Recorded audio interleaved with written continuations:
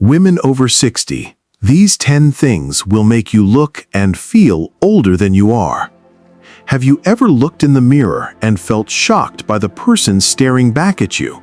Not because of your age, but because you looked so much older than you actually feel inside.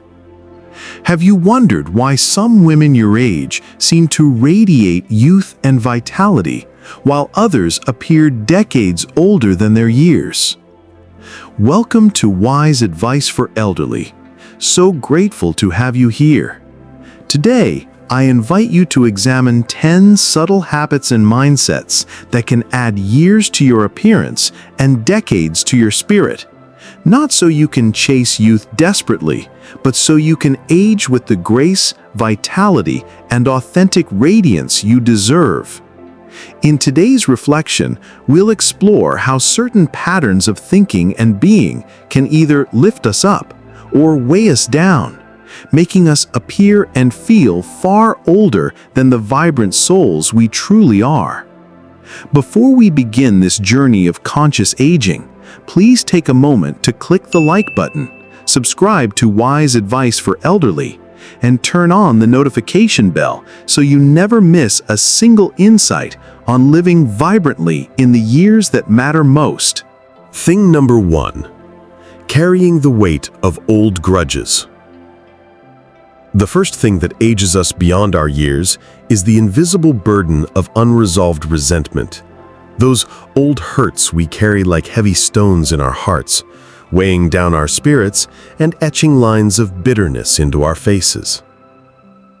There was a woman named Helen who, at 64, looked closer to 80. When I first met her, her face was set in permanent lines of disappointment. She carried 20 years of anger toward her ex-husband, 15 years of resentment toward a former friend, and countless smaller grievances that had calcified into a permanent expression of dissatisfaction. Marcus Aurelius wrote, "How much more grievous are the consequences of anger than the causes of it?" This ancient wisdom speaks to a truth we often learn too late. The person we hurt most with our grudges is ourselves. Resentment is like drinking poison and expecting the other person to suffer. It creates tension in our facial muscles, curves our shoulders inward with the weight of carried pain, and dims the light in our eyes. The very act of holding on to old hurts ages our cellular structure, creates stress hormones that break down our vitality, and robs us of the peace that creates true radiance. Helen's transformation began the day she decided that her peace mattered more than her rightness. She didn't forgive because others deserved it. She forgave because she deserved freedom. Within months, people began commenting on how rested she looked, how her whole countenance had softened. As Maya Angelou wisely taught, forgiveness is a gift you give yourself. When we release old grievances, we don't just free others from our judgment, we free ourselves from the aging burden of carrying pain that belongs to the past. Thing number 2. The poison of constant complaining. The second aging trap is the habit of chronic complaint, that tendency to focus on everything that's wrong, uncomfortable, or disappointing about life, which creates permanent frown lines and an energy that repels rather than attracts. I once knew 2 neighbors, both 68, who lived nearly identical lives. Margaret spent her days cataloging everything wrong with the world, the weather, the government, her health, her family's choices. Ruth, on the other hand, had mastered what I call selective focus. She acknowledged problems, but chose to spend her mental energy on solutions and gratitudes. The difference in how they aged was remarkable. Margaret developed deep vertical lines between her eyebrows, a perpetual downturn to her mouth, and a hunched posture that made her appear decades older. Ruth maintained a softness around her eyes, laugh lines instead of worry lines, and an upright bearing that suggested curiosity rather than defeat. The Buddhist teaching reminds us that pain is inevitable, but suffering is optional. Complaining is a form of suffering we choose, and it shows on our faces, in our posture, in the very energy we bring to each day. This doesn't mean denying real problems or pretending life is perfect. It means choosing where to invest your mental energy. As the Stoic philosopher Epictetus taught, it's not what happens to you, but how you react to it that matters. When we train ourselves to notice what's working, what's beautiful, what's possible, we literally reshape our neural pathways, and over time, our physical appearance reflects this inner shift toward hope rather than despair. Have you noticed how complaining affects not just your mood, but your physical appearance? Share your observations in the comments below. Your insight might help another woman choose a more life-giving focus. Thing number 5, isolating yourself from life and people. The fifth thing that ages us prematurely is the gradual withdrawal from social connection and new experiences. That slow retreat into smaller and smaller worlds until we're living more like hermits than the social beings we were created to be. I understand the temptations of isolation. People can disappoint us, hurt us, require energy we're not sure we have. But isolation, while sometimes feeling safer, creates a kind of spiritual and physical atrophy that ages us faster than almost anything else. There was a woman named Dorothy who, after retiring, gradually stopped seeing friends, stopped accepting invitations, stopped engaging with her community. Within 2 years, she appeared to have aged a decade. Her conversation became limited, her interests narrowed, and her overall vitality dimmed significantly. The contrast came when her daughter convinced her to join a book club. Within months, Dorothy was laughing again, sharing opinions, making new friends, and engaging with ideas that challenged and excited her. The change was so dramatic that people asked if she'd had work done, but the only work was the work of re-engaging with life. Human beings are wired for connection. The Harvard study of adult development, which followed people for over 80 years, found that good relationships keep us happier and healthier as we age. Social connection isn't just nice to have, it's essential medicine for aging well. This doesn't mean forcing yourself into situations that drain you, but rather choosing connections that nourish and stimulate you. As Maya Angelou taught, try to be a rainbow in someone's cloud. When we reach out to others, we often find that we receive back far more than we give. Have you experienced the aging effects of isolation or the rejuvenating power of connection? Share your experience in the comments. Your story might encourage someone else to reach out. Thing number 6, neglecting your physical vitality. The 6th aging accelerator is the gradual abandonment of movement and physical care. That slow slide into sedentary living that makes our bodies feel and look decades older than they need to. This isn't about becoming a fitness fanatic or denying the realities of aging bodies.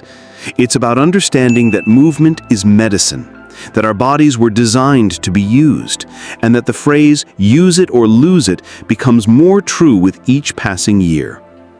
I knew twin sisters, both 66, whose different approaches to physical vitality created dramatically different aging experiences.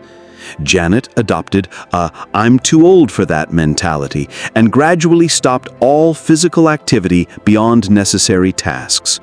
Susan, on the other hand, adapted her activities to her changing body. She switched from running to walking, from heavy weights to yoga, from competitive sports to gardening. The difference was striking. Janet moved stiffly, tired easily, and often complained of aches and pains.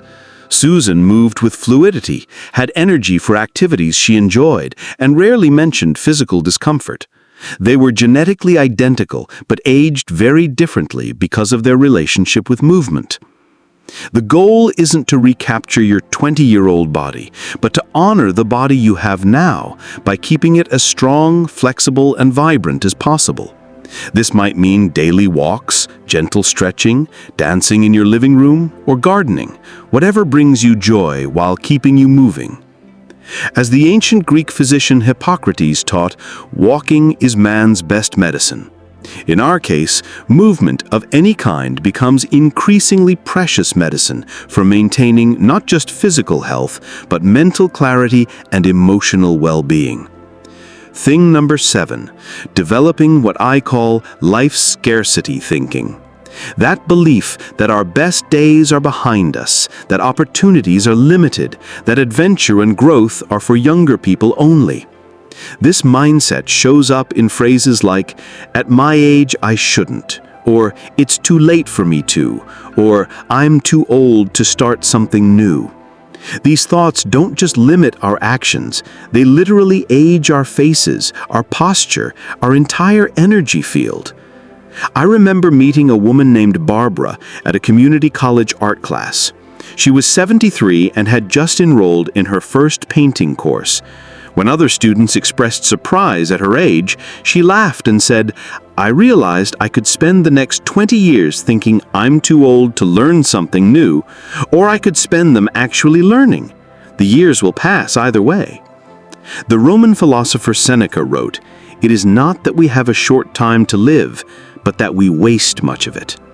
When we adopt abundance thinking about our remaining years, focusing on what's still possible rather than what's no longer available, we open ourselves to experiences that keep us mentally young and physically vital. Challenge yourself to replace scarcity thoughts with abundance thoughts. Instead of "I'm too old," try "I'm experienced enough."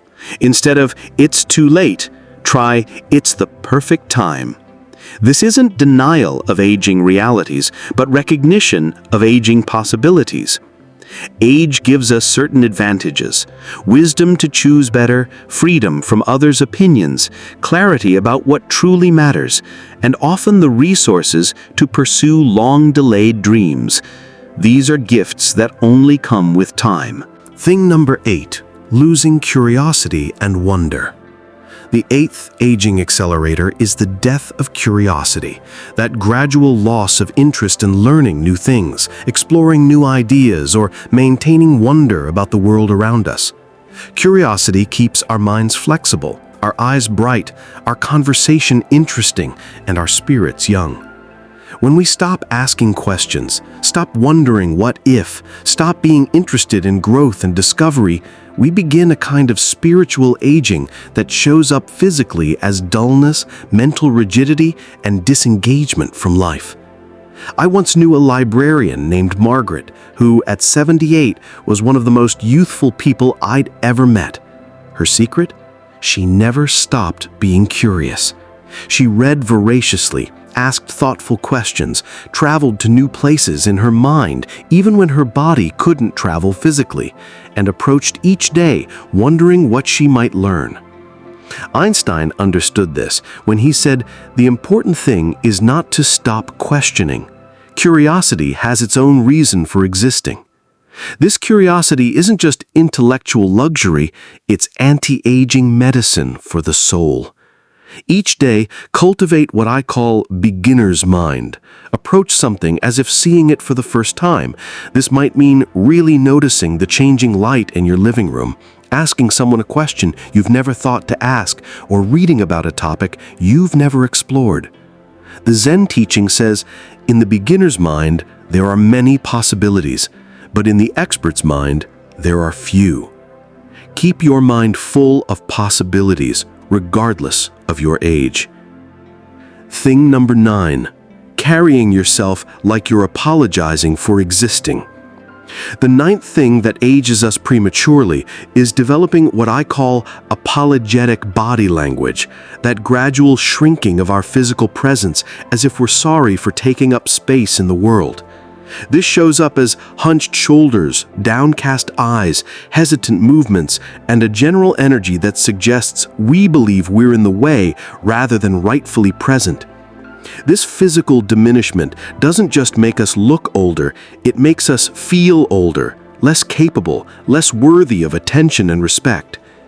I worked with a woman named Ruth, who at 65 had developed such apologetic body language that people often didn't notice her in rooms.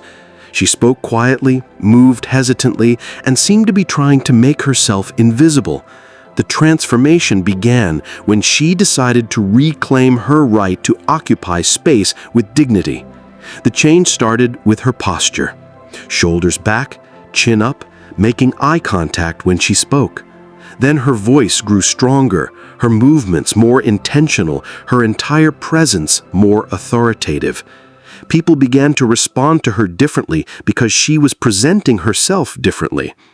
Your body language tells the world how you feel about yourself. When you carry yourself with dignity, spine straight, head up, movements deliberate rather than apologetic, you're making a statement. I belong here. I have value. I take up exactly the space I'm meant to occupy. As Eleanor Roosevelt taught, no one can make you feel inferior without your consent. Part of withdrawing that consent is refusing to carry yourself as if you're less worthy of space and attention simply because of your age. Thing number 10, believing your best days are behind you. The 10th and perhaps most aging thing we can do is accepting the cultural narrative that life peaks in youth and that everything afterward is decline, limitation, and loss. This belief becomes a self-fulfilling prophecy. When we expect diminishment, we create it. When we anticipate limitation, we embrace it. When we believe our vitality is gone, we stop nurturing it. The expectation of decline accelerates actual decline. But what if the opposite were true? What if our 60s, 70s, and beyond could be seasons of flowering rather than fading? What if wisdom, freedom, and authentic self-expression could create a different kind of prime, not the physical prime of youth, but the spiritual and emotional prime of maturity? I think of Georgia O'Keeffe, who created some of her most celebrated work in her 90s, or Grandma Moses, who didn't start painting until her late 70s and became one of America's most beloved artists. Or the countless women who start new businesses, find new love, pursue delayed dreams, and discover unexpected joys in what society calls their declining years. What if instead of decline, we chose renaissance, a rebirth, a flowering, a season of becoming who we were always meant to be? This isn't denial of aging realities, but recognition of aging possibilities.